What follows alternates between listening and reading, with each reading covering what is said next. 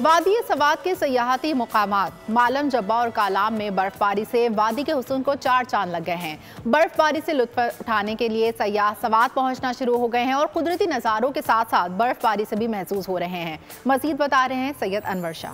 برف پوش پہاڑوں، سرسبز و شاداب میدانوں اور دلکش قدرتی نظاروں سے مالا مال وادی سوات آج کل سیاحوں کا مسکن بنا ہوا ہے۔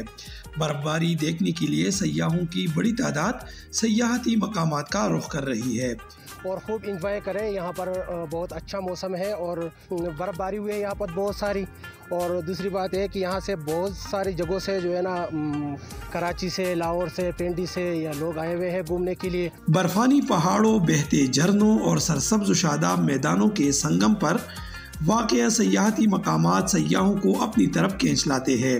بنیر سے آیا ہوں اپنے دوستوں کے ساتھ وزٹ کرنے کے لیے، اور یہاں کا موسم، یہاں کی برف باری بڑا انجوائے کیا، بڑا مزہ آیا، اور پورے پاکستان سے تمام سیاحوں کے لیے میرا درخواست ہے کہ آپ سب یہاں آئے اور وزٹ کریں۔